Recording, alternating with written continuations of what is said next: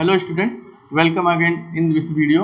और इस वीडियो में हम जो पिछले वीडियो का जो हम लास्ट में एक प्रॉब्लम आपको दिए थे कि कंजुगेट बीम मेथड से उसको आपको सॉल्व करना था। जहां जहां आपसे पूछा गया था, जिस जिस पॉइंट पे आपसे डिफ्लेक्शन पूछा गया था और जिस जिस पॉइंट पे आपसे स्लोप पूछा गया था, तो वो मैंने क्वेश्चन पिछले वीडियो में बताया था कि इस वीडियो में उसको हम सॉल्व करने वाले हैं। तो एक बार फिर मैं उस क्वेश्चन को रिपीट कर देता हूँ। यहाँ क्वेश्चन में लिख रहा हूँ फिर से, find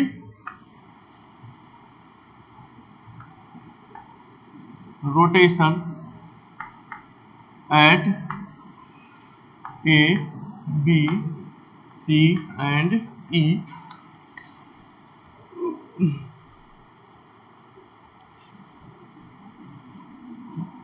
and deflection at C, D and E in following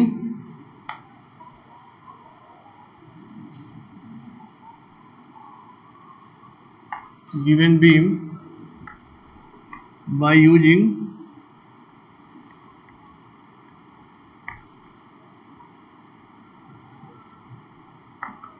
conjugate beam method। अब एक बार फिर से बना दे रहा हूं फिगर।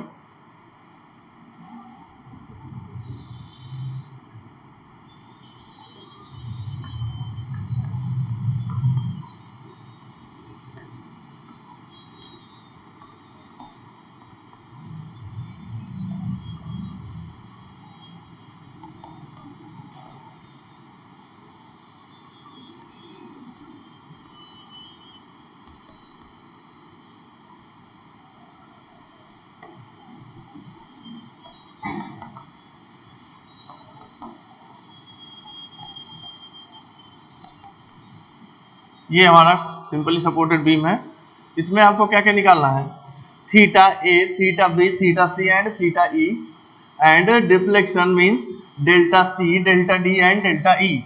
ये चीजें आपको फाइंड आउट करनी है by using conjugate beam method. तो कंजुगेट बीम मेथड का जो सिंपली जो सिग्निफिकेंट जो हमारे एस्पेक्ट्स थे वो क्या कहते हैं कि रियल बीम का रोटेशन कंजुगेट बीम के शियर फोर्स के बराबर होता है। ठीक है, तो एक बार मैं फिर लिख देता हूं, ऐसे आपको पता ही हो गया होगा आपको कि the rotation in real beam is equal to the shear force in conjugate beam at corresponding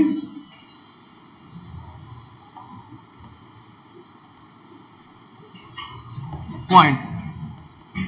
ठीक है, रोटेशन रियल बीम का रोटेशन क्या होगा, shear force in conjugate beam at corresponding point. उसी सेम पॉइंट पे उसका शियर फोर्स निकालेंगे conjugate beam का, तो रियल बीम का रोटेशन पता लग जाएगा। दूसरा क्या था, दूसरा था the deflection at any point in real beam is equal to what, is equals to bending moment in conjugate beam at corresponding location. ठीक है,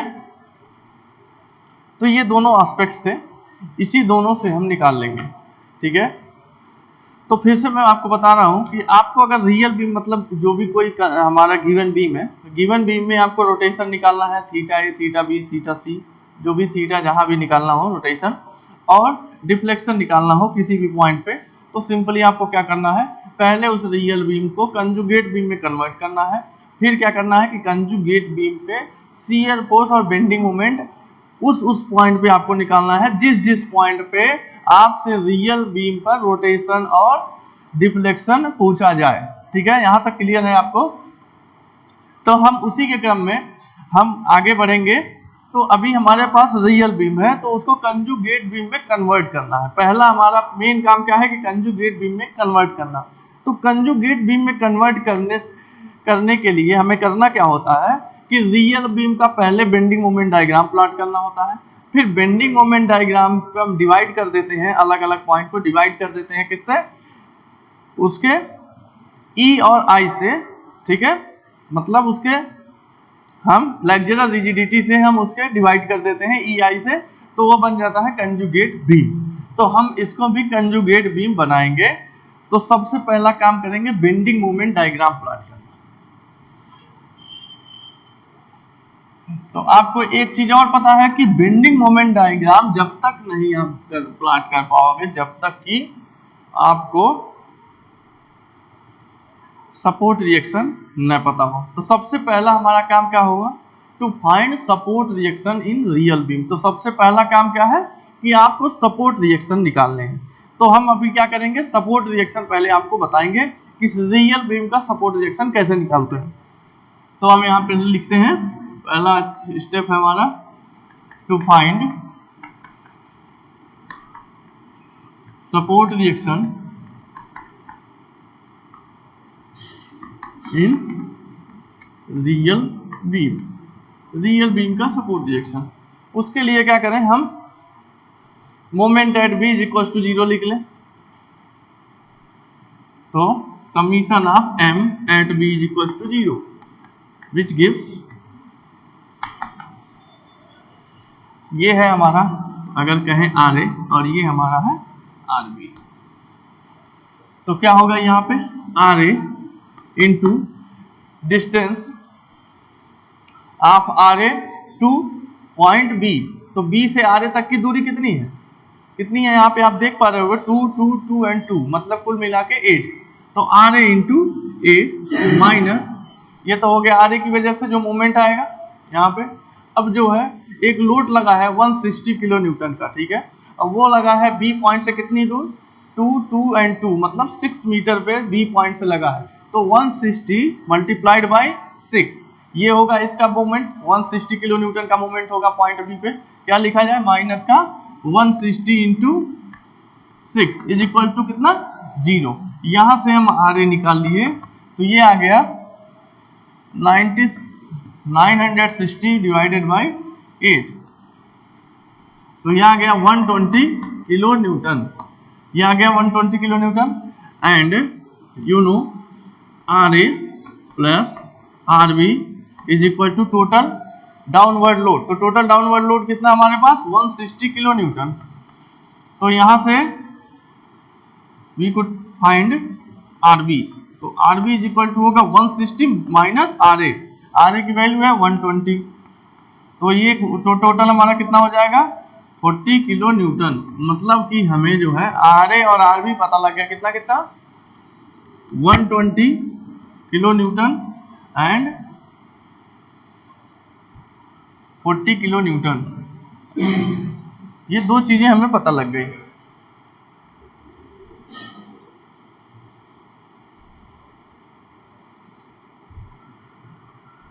अब हम क्या करेंगे? अब हम आर ए और आर बी निकालिए। अब हम आसानी से बेंडिंग मोमेंट डायग्राम प्लॉट कर सकते हैं अलग अलग सेक्शन पे बेंडिंग मोमेंट लेकर। तो अलग अलग सेक्शन पे या तो हम एक्स सेक्शन एक्स ले लें कहीं और एक्स सेक्शन से हम बेंडिंग मोमेंट डायग्राम प्लॉट करें, या तो दूसरा काम ये कर लें कि डायरेक्ट अलग अलग पॉइंट पे बेंडिंग मोमेंट डायग्राम हम बेंडिंग मोमेंट निकाल लें। ठीक है, चूंकि यहाँ पॉइंट लोड एक्ट कर रहा है तो जो वेरिएशन होगा bending moment across the span of A to B वो कैसा होगा? लीनियर होगा, क्योंकि यहाँ पे कौन सा मोमेंट एक्ट कर रहा है, कौन सा लोड एक्ट कर रहा है? पॉइंट लोड एक्ट कर रहा है। तो पॉइंट लोड की वजह से जो वेरिएशन होता है बेंडिंग मोमेंट का वो कैसा होता है? वो होता है लीनियर अक्रॉस द स्पैन। ठीक है, तो स्पैन के अक्रॉस जो होगा वो लीनियर होगा। तो हम क्या करते हैं, अगर आपकी मर्जी तो आप एक्स सेक्शन लेकर आप एक एक करके लगाइए, नहीं तो आप अलग अलग पॉइंट पे सीधा सीधा आप मोमेंट ले सकते हैं। तो हम अलग अलग पॉइंट पे मोमेंट ले लेते हैं और उसी से बेंडिंग मोमेंट हम डायग्राम प्लॉट कर लेंगे। तो मैं इसको फिलहाल मिटा देता हूं।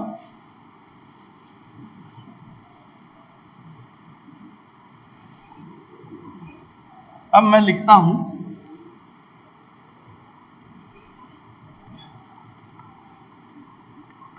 बेंडिंग मोमेंट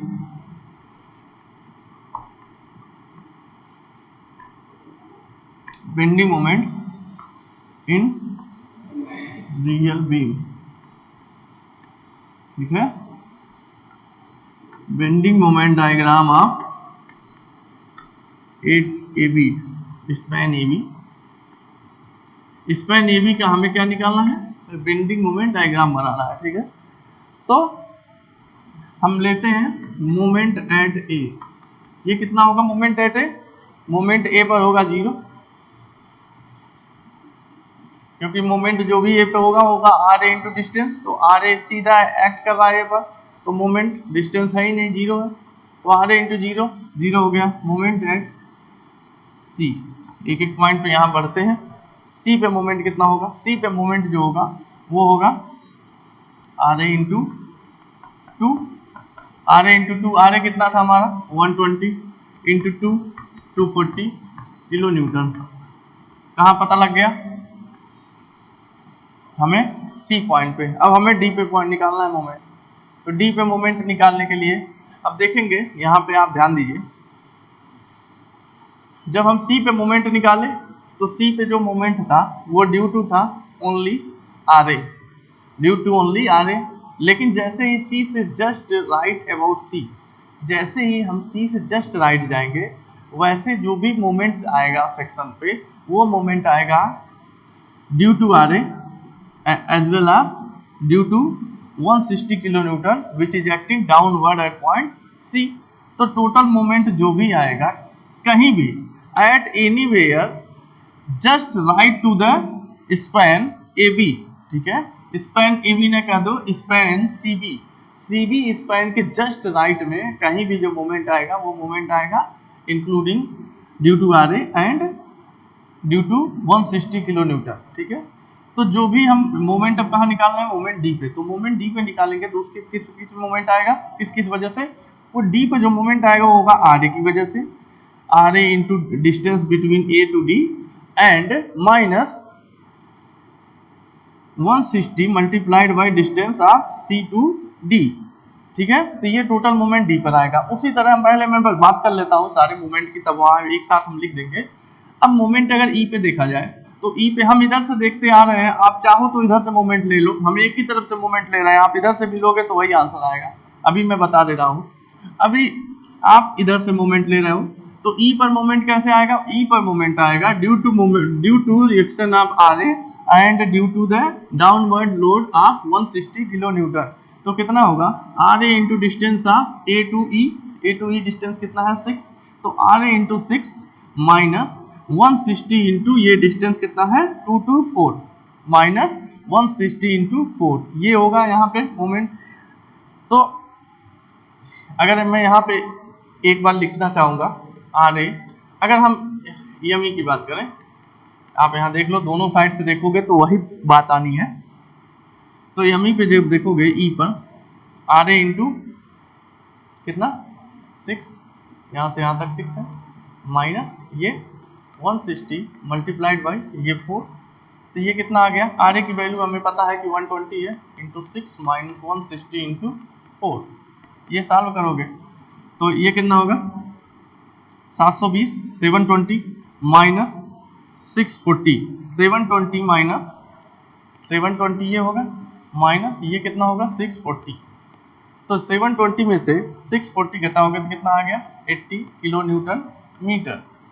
ये आ गया moment at E 80 kilo newton metre. किधर से हमने कंसीडर किया, हमने किया लेफ्ट से राइट साइड पे, ठीक। चाहो तो डायरेक्ट यहीं से कर सकते हो, तो यहाँ से आप देखते हैं अगर इस साइड से कंसीडर करते ई पर तो कितना आता एम आई टी, इधर से देखा जाए एक बार, इधर से देखोगे तो सीधा सीधा क्या आएगा आर बी इंटू ये distance 2, R B into 2, R B की वैल्यू कितनी है 40, 2 कितना आ गया 80 किलो न्यूटन मीटर, ठीक है। तो चाहे आप इस साइड से किसी पॉइंट पे मोमेंट लें, चाहे इस साइड से किसी पॉइंट पर मोमेंट लें, मोमेंट की वैल्यू कितनी आ गई, remain constant of 80 kilo newton metre, दोनों साइड से आ रहा है, आपकी मर्जी, आप जिधर से भी ले सकते हैं तो ले लें। तो ये तो था किसी भी पॉइंट पे मोमेंट की बात। तो हम आए ई पर, उसी तरह मोमेंट एट, हो गया। अब हम बात करेंगे कि मोमेंट एट बी, बी पर मोमेंट कितना होगा। तो बी पे मोमेंट जो भी होगा वो कितना होना चाहिए आपके अकॉर्डिंग। किसी भी सपोर्ट पे जो मोमेंट होता है वो किसके बराबर होता है, जीरो के बराबर। सपोर्ट पर जो मोमेंट होता है जीरो के बराबर होता है। आप चेक भी कर सकते हो कि बी पे मोमेंट जीरो होगा कि नहीं।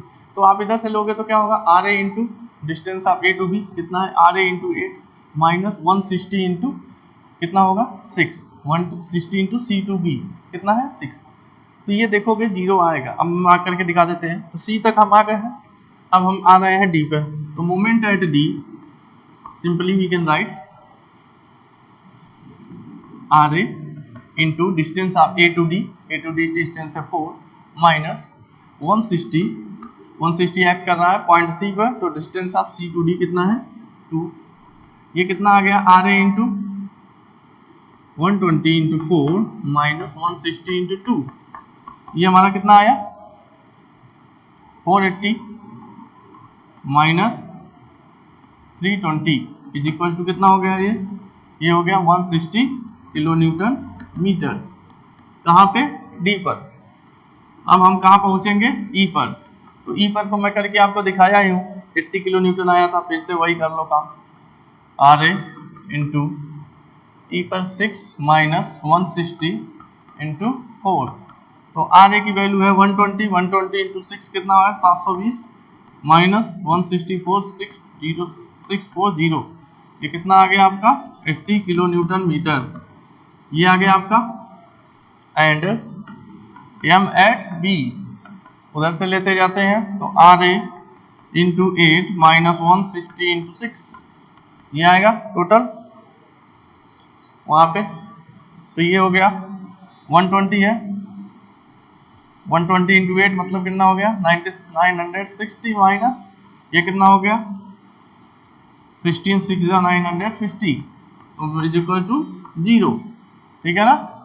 तो एम ए पे 0, एम बी पे 0, दोनों सपोर्ट पे मोमेंट 0, और मैक्सिमम मोमेंट कहाँ आ रहा है, देखोगे किस पॉइंट पे मैक्सिमम आ रहा है वो पॉइंट सी पर मैक्सिमम, मतलब अंडरनीथ द लोड।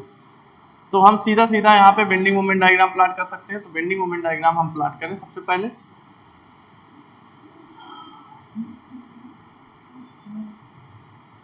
ये हमारा है, यहाँ पे सी पर सबसे ज्यादा बेंडिंग मोमेंट कितना 240 kilo newton metre, 240 kilo newton metre. And अब ये लीनियरी यहाँ पे 0 आएगा ना, बी पे देखोगे आप 0 आ रहा है, बी पे हमने बना दिया 0। अब यहाँ पे देखोगे आप बी पे जब 0 आपने कर दिया, अब अलग अलग पॉइंट पे लिख लेते हैं। डी पे कितना मोमेंट है, डी पे जो मोमेंट की वैल्यू है 160 किलो न्यूटन मीटर।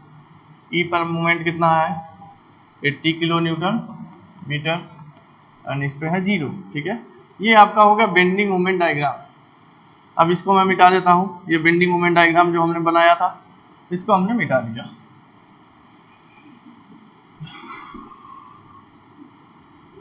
ठीक है,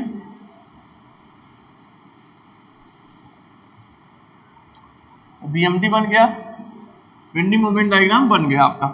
ठीक है, ये वाला 2 काम हो गया आपका। सी आपने सपोर्ट रिजेक्शन निकाला और आपने बेंडिंग मोमेंट डायग्राम इसका प्लॉट कर दिया। यहाँ पे क्या लिखोगे, ये आपका है रियल बीम, इसको आप लिखोगे रियल बीम। दूसरा क्या है, रियल बीम का बीएमडी है। और थर्ड क्या करना है आपको, थर्ड बनना है, आपको बनाना है कंजुगेट बीम। तीसरा काम क्या है आपका, कंजुगेट बीम बनाना। तो कंजुगेट बीम क्या करते हैं, कैसे बनाते हैं, कंजुगेट बीम हम क्या करते हैं, बेंडिंग मोमेंट को हम सीधा डिवाइडेड बाय फ्लेक्सुरल रिजिडिटी, मतलब EI से हम सीधा डिवाइड कर देते हैं। तो यहाँ पे एक बार हम देखें, क्योंकि I की वैल्यू वेरिएबल अलग अलग है, कांस्टेंट नहीं है, तो हम जो है I की वैल्यू अलग अलग यहाँ पे डिवाइड होगी। तो जो होगा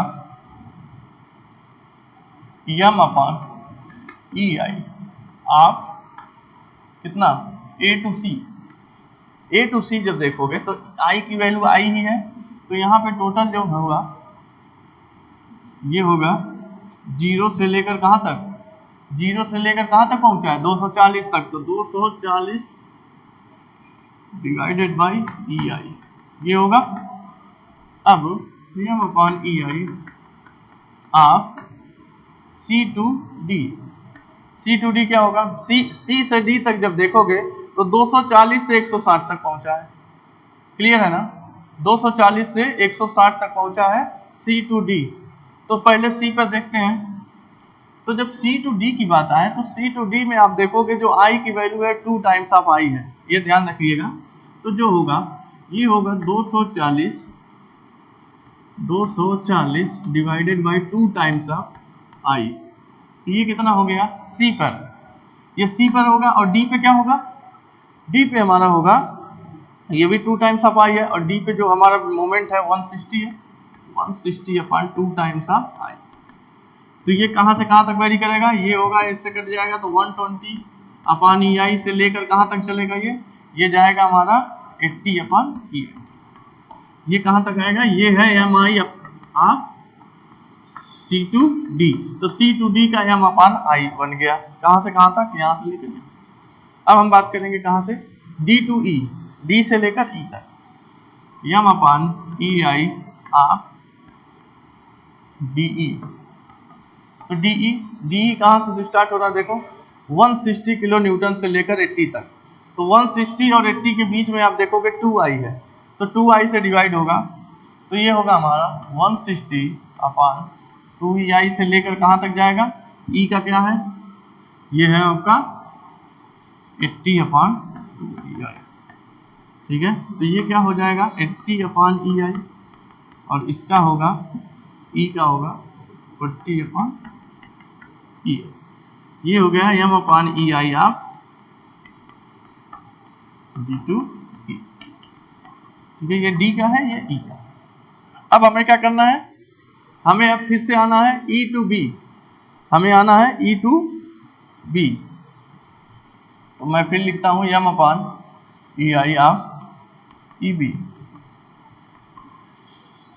ई बी कहाँ से स्टार्ट हो रहा है, 80 से लेकर 0, ई पर 80 है और बी पर 0 है, तो 80 अपॉन, अब देखोगे ई टू बी कितना है, आई की वैल्यू आई ही है, ई टू बी देखना, तो हम यहाँ पे क्या करेंगे, सिंपली 80 अपॉन ई आई से लेकर 0, ये होगा ना, ये हमारा हो गया सीधा सीधा, क्योंकि हमने 2i हमें करना ही नहीं था, 2i था ही।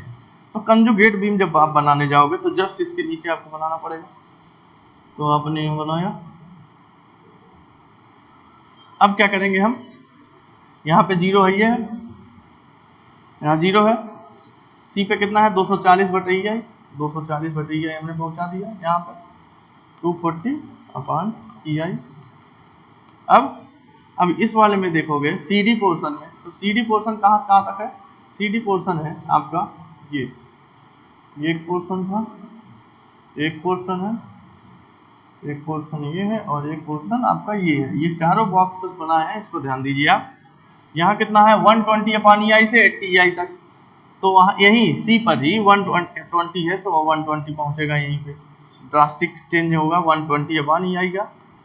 और फिर उसके बाद से ये कहाँ था, ये था सी, और ये था आपका डी, और ये था आपका ई, ठीक है।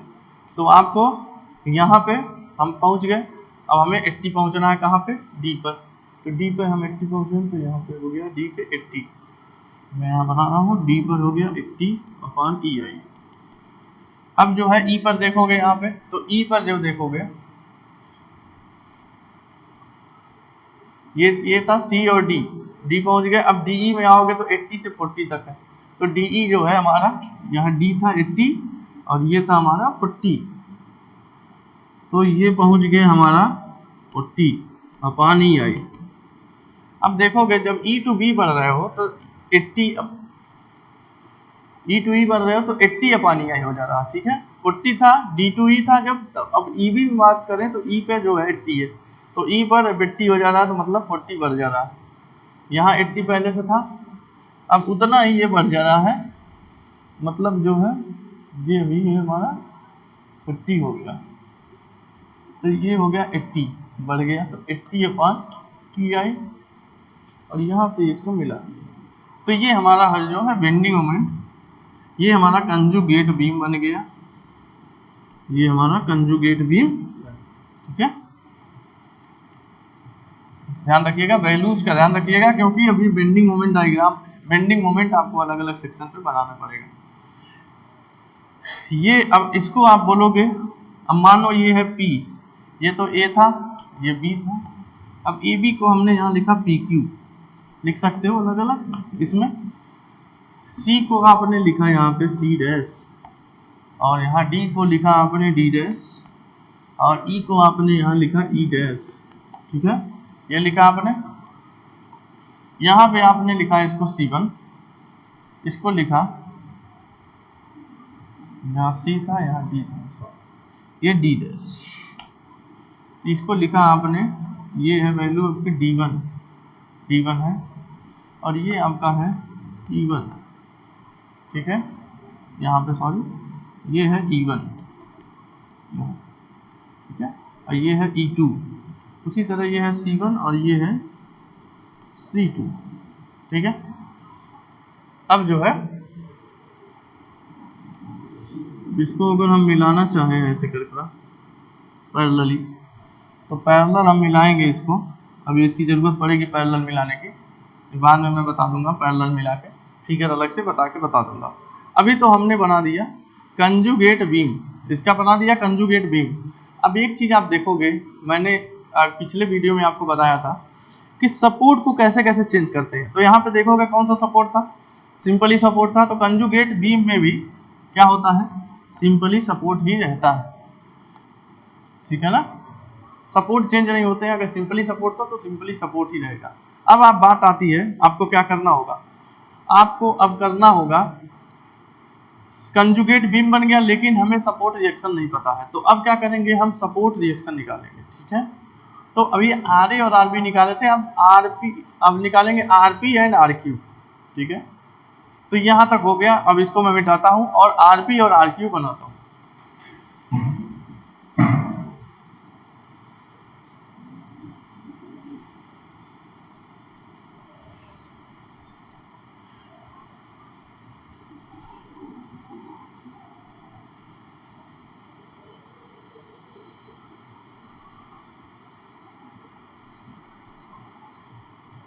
अब जो है हम क्या करेंगे, कंजुगेट बीम बन गया। अब हमको निकालना है कंजुगेट बीम का, हमको निकालना है रिएक्शन। ठीक है, तो कंजुगेट बीम का रिएक्शन, तो हम यहाँ पर पहले लिखते हैं analysis of conjugate beam, analysis of conjugate beam.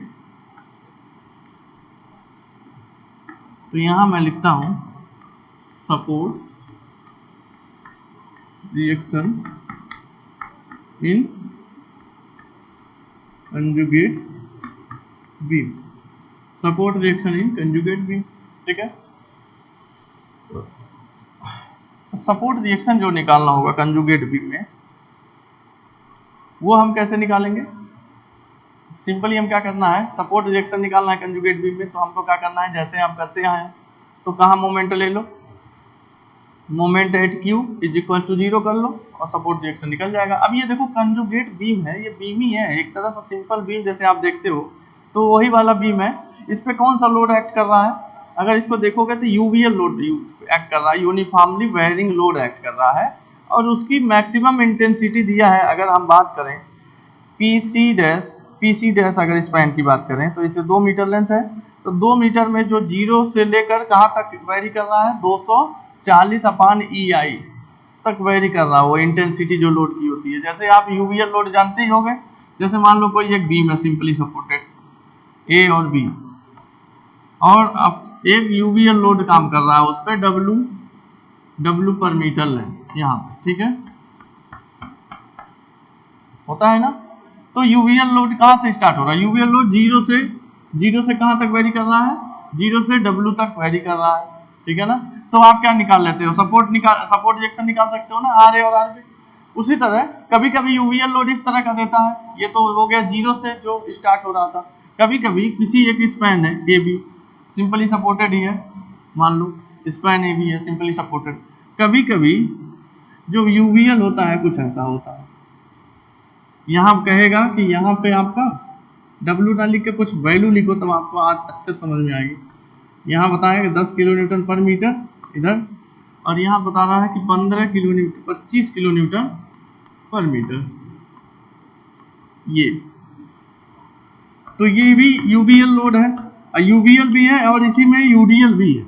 इतना अगर हम कंसीडर करें तो इसी में यूडीएल भी है और ये क्या है, ये यूवीएल है, यूनिफॉर्मली वेयरिंग। ये यूडीएल है, यूडीएल कितना है ये अगर देखोगे ध्यान से तो 10 किलो न्यूटन पर मीटर, यहाँ तक तो होगा ही 10 किलो न्यूटन, 10 किलो न्यूटन पर मीटर। मतलब इस पे जो यूडीएल एक्ट कर रहा है वो यूडीएल कितना है 10 किलो न्यूटन पर मीटर, और जो यूवीएल एक्ट कर रहा है वो कितना है यूनिफॉर्मली बेयरिंग लोड, वो 0 से यहाँ स्टार्ट हुआ, इसको छोड़ दो। यूवीएल अगर आप कंसीडर कर लिए यूडीएल तो इसको मिटा दो, ठीक है। तो यूवीएल कितना बचा आपके पास, यहाँ 0 बन गया और यहाँ कितना हुआ 25 में से 10 घटा दो तो हो गया 15 किलो न्यूटन पर मीटर। तो इसके मतलब ये 0 to 15 किलो न्यूटन पर मीटर, तो यूवीएल और यूडीएल का कॉम्बिनेशन है। तो ये सब यूनिफॉर्मली बेयरिंग लोड है। तो जो कंजुगेट बीम हमारा बना है, जो हमने कंजुगेट बीम बनाया है वो है यूवीएल भी है और combination of UVL and UDL भी है। देखोगे यहाँ पे पी सी डैश के अगर स्पैन की बात करो, जो 2 मीटर का स्पैन है, ऊपर अगर फिगर में आप देख पा रहे होगे 2 मीटर है और ये भी 2 मीटर है, ये भी 2 मीटर है और ये भी 2 मीटर है। देखोगे ये 0 से स्टार्ट होकर कहाँ तक जा रहा है 240/EI। C dash D dash की बात करोगे स्पैन की तो ये कहाँ से जा रहा है, इसकी मैक्सिमम वैल्यू है 120/EI यहाँ पे, और डी पर जिसकी वैल्यू है 80/EI। उसी तरह बात करोगे अगर डी डैश ई डैश की तो उस स्पैन में हमारा वैल्यू मैक्सिमम है 80/EI और मिनिमम वैल्यू ई साइड में जो है वो 40/EI है। उसी तरह ई डैश और क्यू में बात करोगे तो वहां पे जो है हमारा प्योर यूवीएल है, pure UVL of maximum intensity of 80/EI and acting at E dash and 0 is acting at Q, ठीक है ना। तो ये कॉम्बिनेशन ऑफ यूवीएल है, इसी का हमको सपोर्ट रिएक्शन निकालना है। जैसे सिंपली आप किसी यूवीएल वाला जब लोड रहता है किसी बीम पे तो जैसे निकालते हो उसी तरह इसमें भी आपको निकालना है। तो क्या करना है, support reaction in conjugate beam, conjugate beam का आप सपोर्ट रिएक्शन निकालना है। तो हमने लिखा moment at Q is equal to 0, इसको हमने कहा आरपी, रिएक्शन एट पी, इसको कहा आरक्यू। तो आरपी और आरक्यू हमें निकालना है, यहां मैं लिख दूं टू फाइंड आरपी है, ठीक है। अब यहां देखिए तो हो जाएगा ये क्यू पे 0 लगेगा तो क्या होगा आरपी मल्टीप्लाइड बाई कितना, मल्टीप्लाइड बाई 8, ठीक है। RP multiplied by 8 minus area. अच्छा अब देखिए, अब इसको ध्यान से देखिए, अब मैं ऊपर एक अलग से इसी फिगर को बना देता हूं ताकि आपको और अच्छे से समझ में आए। मैं इस फिगर को ऊपर अच्छे से फिर से बना देता हूं।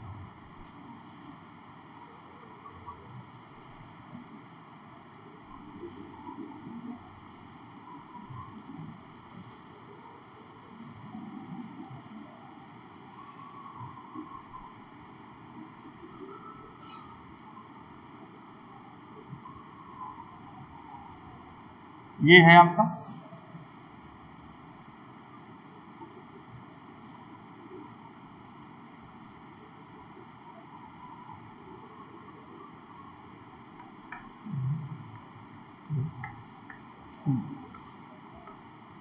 अब देखिए ये लोड लगा है आपका, ये है 2 मीटर, ये है आपका 4 मीटर। फिगर अगर देख पा रहे होगे तो एज्यूम कर पा रहे होगे कि हम कैसे इसको बना रहे हैं। और ये आपका है आरपी और ये आपका है आरक्यू, ठीक है। ये जो है आपका ये कितना है 240 किलो न्यूटन, 240/EI, ठीक है। ये कितना है आपका 120/EI। ये आपका कितना है, ये आपका है 40/EI एंड ये आपका है 80/EI।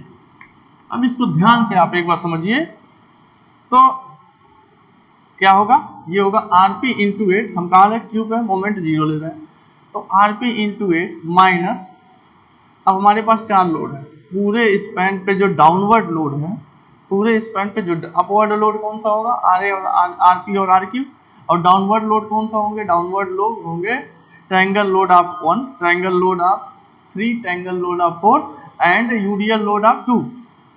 ठीक है ना, ये ट्रायंगुलर लोड है और ये यूडियल लोड है।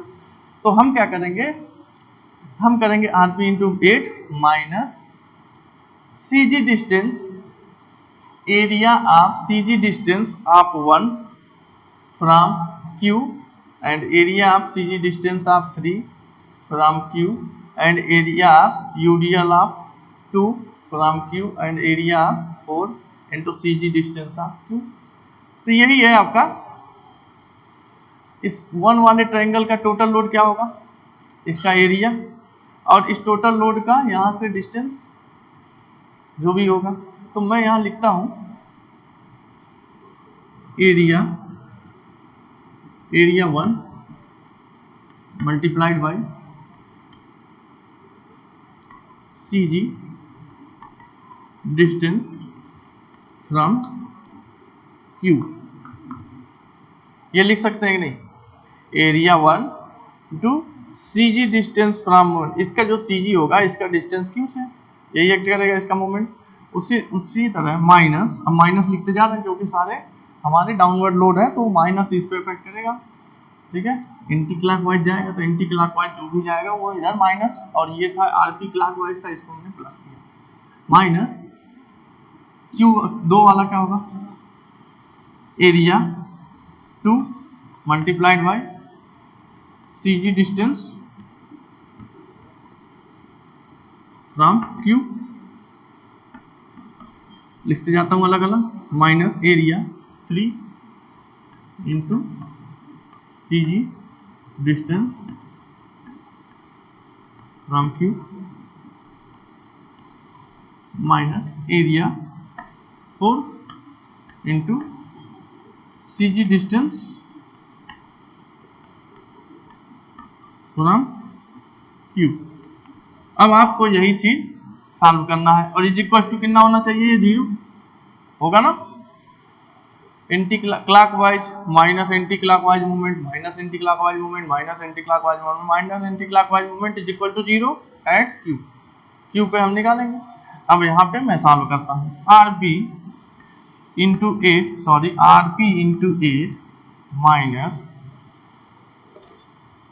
माइनस एरिया ऑफ 1 का एरिया क्या होगा, 1 का एरिया होगा half into base into height,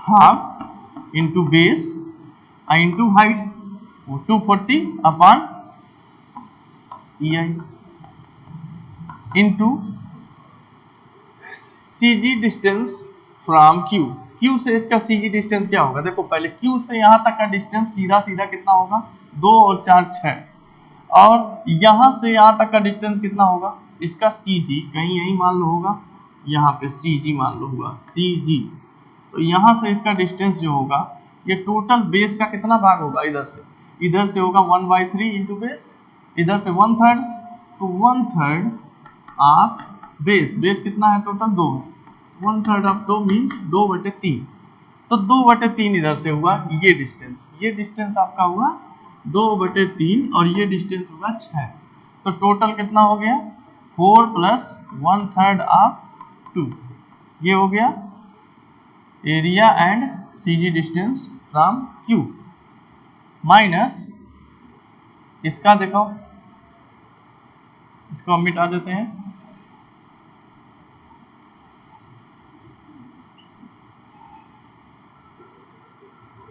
दूसरे का क्या होगा, दूसरा यूडीएल है, यूडीएल बीच में एक्ट करेगा, तो इसका टोटल एरिया अब multiplied by total distance from Q CG distance, तो एरिया इसका होगा ये क्योंकि कौन सा है, रेक्टेंगुलर है, रेक्टेंगुलर का एरिया क्या होता है, बेस इंटू हाइट, तो होगा 4। हाइट कितना है इसका, हाइट अगर देखने जाओगे तो ये टोटल हाइट 120 है और ये है 40, तो ये हाइट कितनी होगी, ये देखो ये 40 है तो ये 40 होगी ना, ये पूरी हाइट 40 होगी, 40 पानी है, तो लिखोगे 4 इंटू 40 पानी आई, ये होगा एरिया इंटू सेंट्रोइडल डिस्टेंस कितना होगा, 2 यहाँ से काम करेगा, 2 यहाँ से काम करेगा, तो टोटल हम लिख दें 4। ठीक है, तो हो गया area into centroidal distance from Q minus, अब कौन सा करना था, 2 हो गया, तीसरा क्या है, ट्रायंगल का एरिया, तो ट्रायंगल का एरिया क्या होगा, हाफ इंटू ट्रायंगल का बेस है 4 मीटर, और ट्रायंगल की हाइट कितनी है, ये है ट्रायंगल की हाइट टोटल है हमारी 120 में से आप कितना घटा दोगे, 40 घटा दो, 80 है ये हाइट कितनी है, 80, तो 80 अपान ई आई, ये हो गया ट्रायंगल का एरिया।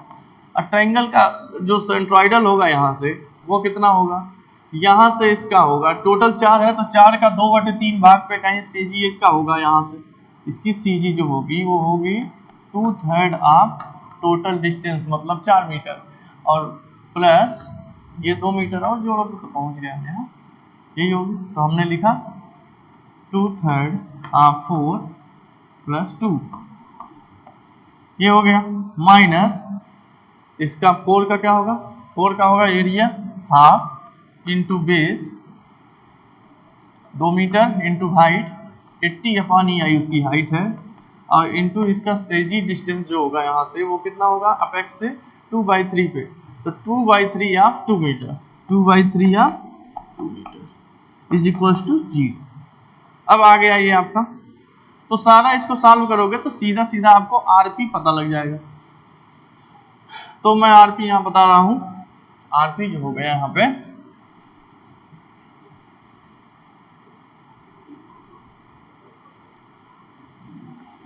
आरपी मैं डायरेक्ट आंसर लिख दे रहा हूँ, आप सॉल्व करिएगा।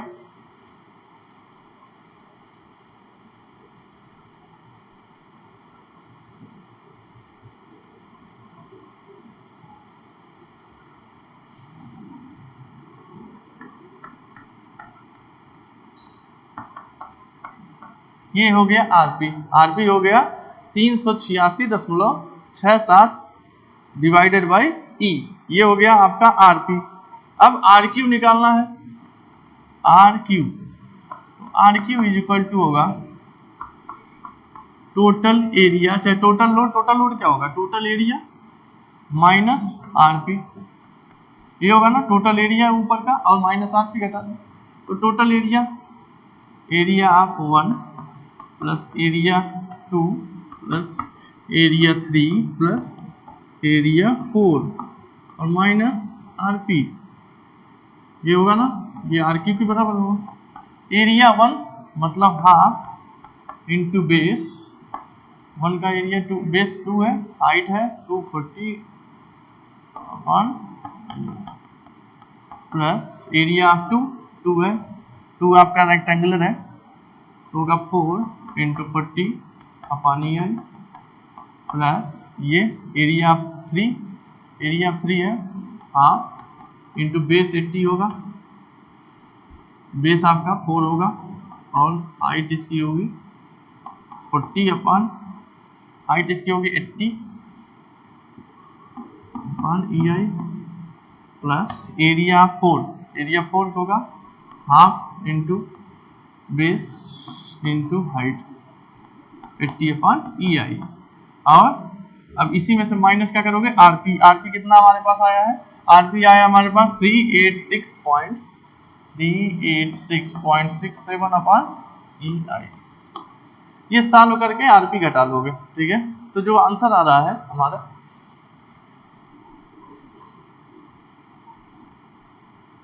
तो यहां से सिंपली आपको क्या निकल जाएगा, यहां से सिंपली आपका निकल जाएगा आर क्यू, आर क्यू हमारा जो आ रहा है आंसर, ये आ रहा है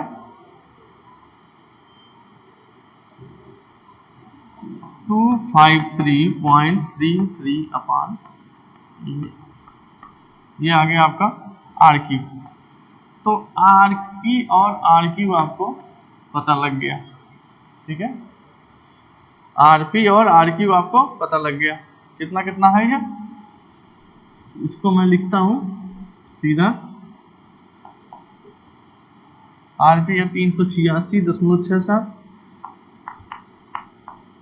अपॉन EI, और ये हमारा है 353.33 253.33 अपॉन EI। ये हमने निकाल लिया दोनों सपोर्ट रिएक्शन। अब हमारी बात आती है किस पे, जो जो हमसे पूछा गया है अब वो हम काम सीधा सीधा डायरेक्टली कर लेंगे। फिगर को हम यही रहने देते हैं, इसी फिगर से आपको समझ में आ जाएगा सारी चीजें भी।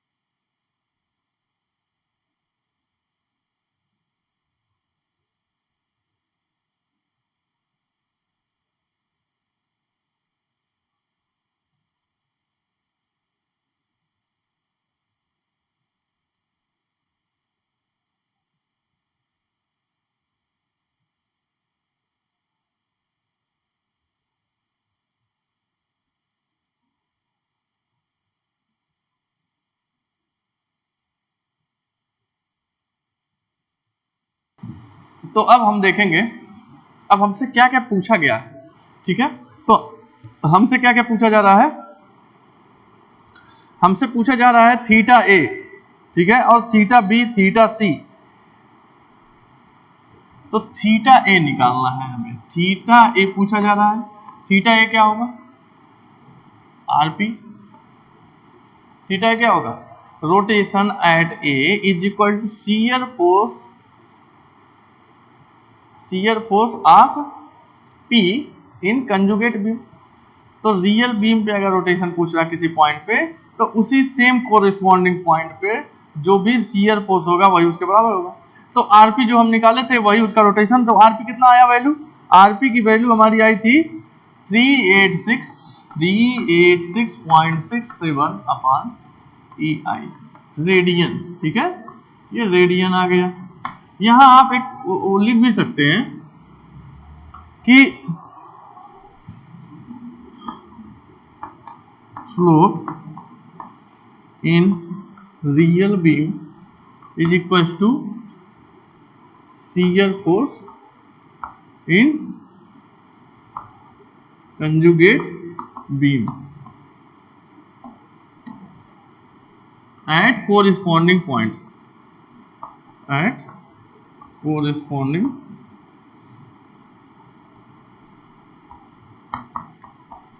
ठीक है, ये आपका ये लिख भी सकते हैं। तो ये तो थीटा ए हो गया आपका, थीटा ए पता लग गया आपको। अब क्या पूछा गया है आपसे, थीटा बी भी पूछा गया होगा। तो थीटा बी सिंपली क्या होगा, आर क्यू के बराबर। तो आर क्यू की वैल्यू कितनी आ रही थी, 253.33 बटे EI रेडियन। ये आपने निकाल दिया थीटा बी और थीटा ए। अब आपसे पूछा गया है थीटा सी, थीटा सी। तो थीटा सी होगा shear force at C in conjugate beam होगा ना, शियर फोर्स एट सी। अब देखिए यहाँ कंजुगेट बीम पे शियर फोर्स सी पर, सी यहाँ है, देखिए सी, यहाँ सी इसको डैश किए थे तो सी डैश, शियर फोर्स है C dash in conjugate beam. तो सी डैश पे अगर आपको शियर फोर्स निकालना हो तो क्या होगा, ये होगा RP minus area of one, होगा ना। देखो शियर फोर्स क्या होता है, shear force is the, shear force क्या होता था, shear force is the algebraic sum of all the forces at any section, ये बताया था मैंने शियर फोर्स के बारे में। तो shear force is the algebraic sum of all the forces at any point, जिस पॉइंट पे आपको शियर फोर्स निकालना है उसका अलजेब्रिक सम। तो अलजेब्रिक सम मतलब क्या हुआ कि total upward load plus total downward load, plus का मतलब यहाँ मैं दोनों को जोड़ना है, लेकिन यहाँ पे आप अपवर्ड को प्लस मानो और डाउनवर्ड को माइनस मानो, तो सीधा घटा लोगे कि total downward load minus total upward load is equal to shear force at corresponding point. तो हमको पॉइंट सी पे निकालना है, तो आप पॉइंट सी पे जो शियर फोर्स निकाल सकते हो उसका दो तरीका है। उसका तरीका है या तो आप इसको कंसीडर करो, राइट पोर्शन को, सी से राइट साइड को कंसीडर करो, या तो लेफ्ट साइड को। राइट साइड से कंसीडर करोगे तो टोटल जो होगा शियर फोर्स वो होगा algebraic sum of the R Q as well as the area of 2, 3 and 4। तो यहाँ पे जो है हमारा जो कैलकुलेशन थोड़ा कॉम्प्लेक्स हो जाएगा, ज्यादा हो जाएगा कैलकुलेशन। आपको पता है कि in the at the equilibrium case in the any structure shear force क्या होगा, दोनों साइड से राइट या लेफ्ट दोनों साइड से सेम आना है, ठीक है ना, क्योंकि किसी भी पॉइंट पे जो होगा total F X F Y जो दो का बराबर होगा।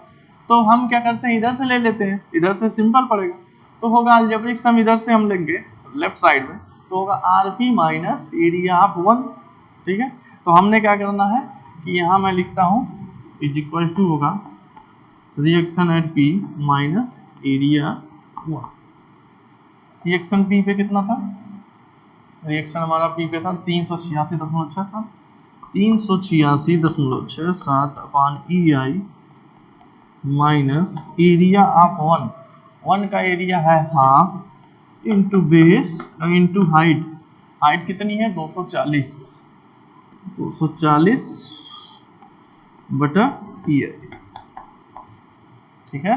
2 से 2 कैंसिल हो गया, 240 अपान ई आई आया, 386 में से 240 आपको घटा देना है सिंपली, तो ये होगा कितना, ये होगा हमारा 146.67, 146.67। ये मिटा देता हूं, इधर आप समझ गए हो, ये आएगा shear force C dash is equal to आएगा, इसको घटाओगे इसमें से 146.67 अपान ई आई रेडियन, ये आएगा ना। तो ये किसके बराबर होगा, ये आएगा थीटा सी के बराबर होगा, मतलब कि ये आ गया हमारा theta C is equal to आ गया 146.67 अपान ई आई रेडियन, ठीक है। ये तो हमारा थीटा सी आ गया। अब आपसे क्या पूछा गया था, कौन सा थीटा। अब आप जब देखोगे तो आपसे जो पूछा गया है थीटा ई भी पूछा गया है, थीटा ई, थीटा ई मैं यहां लिखता हूं theta E is equal to होगा shear force at E dash, shear force E dash ना यहाँ पे। तो मैंने बोला है कि shear force is the algebraic sum of all the forces, तो आप तो अलजेब्रिक सम या लेफ्ट साइड का टोटल देख लो या तो अलजेब्रिक सम देख लो राइट साइड का टोटल। तो अभी कन्वीनियंट कौन है आपके लिए, आपके लिए सिंपल कैलकुलेशन पड़ेगा, आप राइट साइड से कंसीडर करो। तो इसके मतलब क्या करना है, are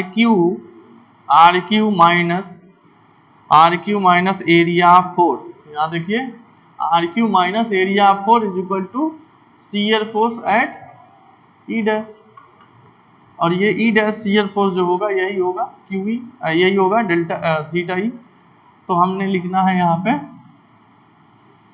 are Q minus area 4, तो आर क्यू माइनस एरिया 4 करें, आर क्यू कितना वैल्यू आया था 253.33 अपान ई आई माइनस एरिया 4 मतलब 1/2 इंटू 2 इंटू 80 अपान ई आई, 2 से 2 कटेगा 80 बचा, 253 में 80 जब घटाएंगे तो ये हमारा आएगा 173.33 अपॉन EI रेडियन। ये आ गया ना, ये आ गया हमारा थीटा ई। थीटा ई आपको पता लग गया। अब आपसे क्या पूछा गया था, कौन सा थीटा? अब आपसे ए बी सी और ई पूछा गया था, तो आपने सारा जो है रोटेशन निकाल दिया है। ए बी सी और ई चारों, theta, theta A, theta B, theta C and theta E, चार चीजें पूछी थी, आपसे पूछा गया था, चारों चीजें आपने निकाल के बता दी। अब आपसे क्या पूछा गया है, आपसे डिफ्लेक्शन पूछा गया है। डिफ्लेक्शन, अब हम बात करेंगे डिफ्लेक्शन की। ये तो हो गया आपका शियर फोर्स से हम सीधा सीधा रोटेशन निकाल लिए। अब डिफ्लेक्शन निकालने के लिए हमें क्या करना होगा, कंजुगेट बीम जो आपने बना रखा है, इस कंजुगेट बीम का आपको क्या निकालना है, बेंडिंग मोमेंट निकालना पड़ेगा डिफ्लेक्शन फाइंड करने के लिए शियर फोर्स रियल बीम का।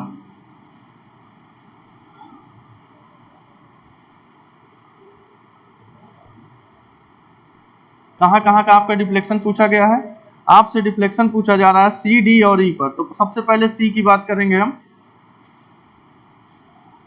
Deflection at C is equal to क्या होगा, bending moment at C dash in conjugate beam. ठीक है ना, कंजुगेट बीम के सी डैश पे जो बेंडिंग मोमेंट होगा वही डिफ्लेक्शन होगा रियल बीम के सी पर। तो हम आते हैं bending moment at C dash पता लगाते हैं। तो सी डैश पे बेंडिंग मोमेंट इधर से ले लो या तो इधर से ले लो बराबर। तो मैं क्या करता हूँ, सिंपली मैं इधर से लूंगा, तो होगा R P into 2 minus area 1 into C G distance from C D distance from C dash. इस एरिया का यहाँ इट्स लिख दो तो ज्यादा सही है, multi area of 1 multiplied by its centre C G distance from C dash. C dash से इसकी सी जी डिस्टेंस कितनी होगी ये, हम बात आते हैं। पहले आरपी की वैल्यू लिखें 386.67 divided by E I multiplied by 2 minus area of 1 क्या होगा, half into base into height into its centroidal distance from C dash. C dash से इसकी डिस्टेंस कितनी होगी, इधर से होगा 1/3 ऑफ टोटल डिस्टेंस। तो टोटल डिस्टेंस इसकी 2 और 1/3, तो मतलब 2/। इसको आप सॉल्व करने जाओगे तो ये होगा आपका 160, ये टोटल होगा 3 से ये कट जाएगा 80 टाइम्स में 82 ना टूट जा 160, और 160 इसमें आप सीधे 160 आपको इधर से 386.67 में 2 का मल्टीप्लाई करके 160 आपको ऐड कर घटा देना है। तो ये आपका होगा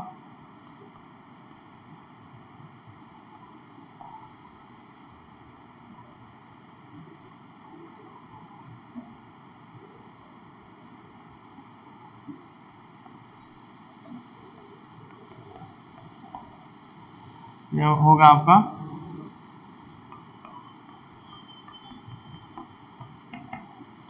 अब इसको आप घटा दीजिए,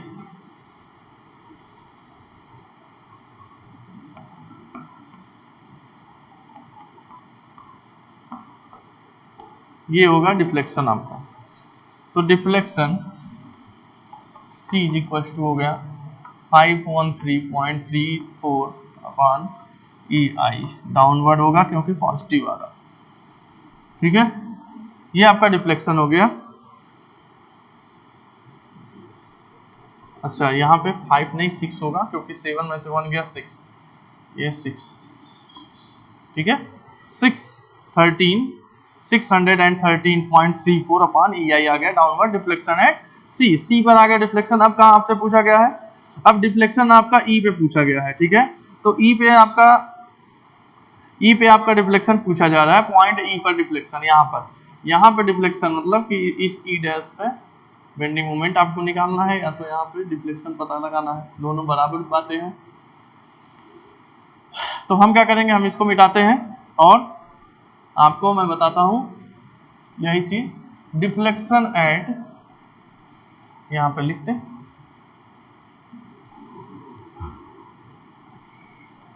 इसको मिटाते हैं, deflection at E is equal to bending moment at E dash, ठीक है, इन कंजुगेट बीम। तो bending moment at E dash उधर से हम लेते हैं, हम इस साइड से लें तो ज़्यादा ठीक है, तो होगा ये आर क्यू मल्टीप्लाइड बाई 2 यहाँ पे minus area 4 multiplied by its C G distance from कहाँ, फ्रॉम ई डैश से इसका सेंट्रोइडल डिस्टेंस यहाँ माइनस कर देंगे, ठीक है। तो करें हम, आर क्यू की वैल्यू है 253.33 upon E I multiplied by 2 minus area 4 1/2 into 2 into 80 upon E I. Centroidal distance इसका क्या है, सेंट्रोइडल डिस्टेंस इसका होगा इधर से 1/3 पे 2, तो मानो 2/3, यहाँ से 1/3 पे होगा, टोटल 2 है तो 2/3। सॉल्व करने जाएंगे इसको तो होगा 6.605 अपॉन ई आई माइनस 2 से 2 कैंसिल हो गया, ये हो गया आपका, ये होगा 80 से इसको डिवाइड करें, ये होगा 160 बाई 3 मीन्स हो गया आपका 53.33 अपॉन ई आई। अब इसको हम घटाएंगे, 3 होगा घट के, 6 में से 3 गया 3, 0 में से 5 गया 5, 10 में से 5 गया, ये 4 में प्लस आया, तो डाउनवर्ड डिफ्लेक्शन मीन्स दैट ये था हमारा क्या, ये था हमारा, अब हमने डिफ्लेक्शन ई पर निकाल लिया, ठीक है, ई पे हमने डिफ्लेक्शन निकाल दिया। अब हमें क्या करना है, अब आपसे पूछा था deflection at C and deflection at E, and आपसे डिफ्लेक्शन पूछा गया था, जो वो आपसे डिफ्लेक्शन पूछा गया था डिफ्लेक्शन एट डी आल्सो, तो डिफ्लेक्शन एट डी निकालना है, डिफ्लेक्शन एट डी, ठीक है, डी पर डिफ्लेक्शन मतलब यहाँ पे आपको डिफ्लेक्शन निकालना है, इस पॉइंट पे डिफ्लेक्शन निकालना है, तो इस पॉइंट पे डिफ्लेक्शन निकालते हैं यहाँ से। अब मैं इसको मिटाता हूँ और डिफ्लेक्शन आपको बताते हैं, तो ध्यान दीजिएगा इसको। तो deflection at D is equal to bending moment at D dash, D dash पे बेंडिंग मोमेंट, मतलब डी डैश कहाँ है आपका, डी डैश यही मिड पे है, डी डैश यहाँ है, ठीक है, यही आपको बेंडिंग मोमेंट निकालना है। तो सिंपली आपको करना क्या है, आप पहले इसको तो यही जान लीजिए कि इसकी लेंथ पहले कितनी है, ये देख लीजिए आप, तो इसका लेंथ पहले इंटरपोलेट करके निकालना पड़ेगा, इसका लेंथ डी पे, वैसे भी आपको पता है कि डी पे जो है, डी पे यहाँ 160 था, तो डी पे 160 था, मतलब ये कितना था 80 अपॉन ई आई था, यहाँ पे हमारा था 80 अपॉन ई आई, तो ये तो हमें पता है कि यहाँ पे था हमारा 80 अपॉन ई आई, और हमें यही निकालना है bending moment.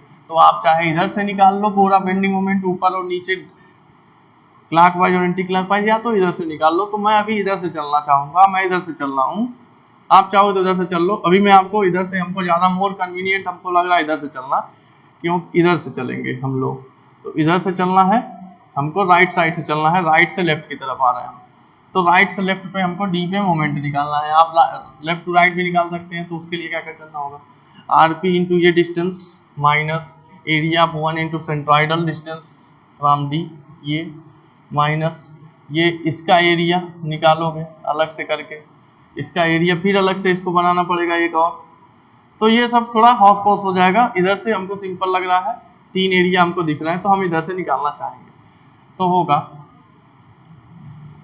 Moment at D dash is equals to R Q multiplied by कितना डिस्टेंस है, ये है 2 और ये है 2, 2 2 हो गया 4 minus area 4 into its C G distance from D dash, minus इसका है ये, इसको एरिया आप क्या बोलोगे, ये इसको एरिया बोल लो 5, इसको एरिया बोल लो 5 और इसको एरिया बोल लो 6। तो मैं लिख रहा हूँ यहाँ पे area 5 multiplied by its CG distance from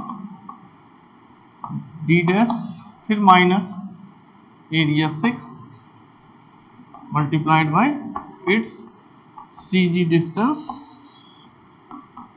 from D dash. ठीक है, अब इसी को मैं सॉल्व कर रहा हूँ। आर क्यू की वैल्यू कितनी है, आर क्यू की वैल्यू थी हमारी 253.33 multiplied by EI multiplied by 4 divided by ये multiplied by 4 minus area of 4 कितना है, half into base into height कितनी है 80 upon EI।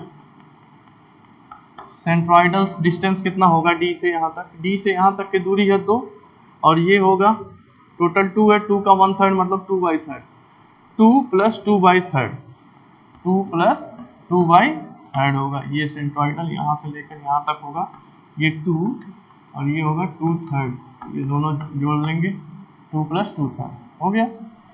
Minus area 6, area 6 क्या होगा, ये हमारा है 40 और ये हमारा है 80 मतलब ये होगा 40, तो इसका हाइट है 40, एरिया 6 की हाइट 40 बेस 2, तो एरिया निकालने के लिए हमको निकाल हाफ इंटू बेस 2 है, एरिया है 40 अपॉन EI और इंटू सेंट्रोइडल इसका यहाँ पे कहीं होगा 1/3 पे, इधर से 1/3 या 2 मीटर, 2 मीटर का 1/3 पे मतलब 2/3 हो गया। माइनस इस एरिया 5 का निकालोगे, अच्छा मुझे एरिया 5 का पहले निकालना था, मैंने एरिया 6 का निकाल दिया, कोई दिक्कत नहीं है। ये एरिया 6 है, ये एरिया मैंने 6 का निकाल दिया। करना क्या है आपको, ठीक है आप इसको चेंज कर दीजिए, इसको लिखिए एरिया 5 और इसको कर दीजिए एरिया 6। अब ठीक है, एरिया 5 का मैंने बता दिया, एरिया 5 का हमने बता दिया यहाँ पे। अब एरिया 6, एरिया 6 सिंपल रेक्टेंगुलर है जिसका हाइट आपका है 40 और बेस है 4, बेस है 2, तो इसका होगा 40 अपॉन EI इंटू बेस है 2, सेंट्रोइडल आधे पे मतलब 2 पर, ये हो गया। ये टोटल जो होगा बेंडिंग मोमेंट, तो बेंडिंग मोमेंट आप सॉल्व करोगे, यहाँ पे moment at D dash is equal to आपका देख लिया जाए कितना आ रहा है, मोमेंट एट D ये आ रहा है 693.33, 693.33 अपॉन EI, लास्ट पॉजिटिव आ रहा है तो डाउनवर्ड है, यही इसका ये मोमेंट है। तो इस मोमेंट को हम यहाँ पे लिखते हैं डिफ्लेक्शन, तो आपका deflection at D is equal to होगा 693.33 डिवाइडेड बाई EI और डाउनवर्ड, ये रियल बीम। तो रियल बीम में हमने डिफ्लेक्शन निकाल लिया। तो आपसे जो जो चीजें पूछी गई थी आपने कंजुगेट बीम मेथड से जो है इसको सॉल्व कर लिया है। तो इसको देख लीजिएगा, अगर आपका स्टेप क्लियर हो गया है, प्रोसीजर आपका क्लियर हो गया है, तो कोई भी क्वेश्चन जो है कंजुगेट बीम मेथड से आप सिंपली सॉल्व कर सकते हो। तो हम नेक्स्ट जो वीडियो में आप बताने वाला हूँ, नेक्स्ट वीडियो में प्राप्त कैंटिलीवर का एक एग्जांपल लेकर आऊंगा कि एक अभी फिक्स सपोर्ट अगर हो और एक हमारा सिंपली सपोर्ट हो, तो उस केस में अगर हमको अलग अलग पॉइंट पे निकालना हो बेंडिंग मोमेंट और शियर फोर्स निकाल के हमको रिफ्लेक्शन और रोटेशन निकालना हो रियल बीम का, तो बेंडिंग मोमेंट और शियर फोर्स कंजुगेट बीम बना के कैसे निकलेगा और कैसे क्या क्या प्रोसीजर होगा उसके बारे में हम नेक्स्ट वीडियो में बात करेंगे। Thank you so much for watching this video, thank you.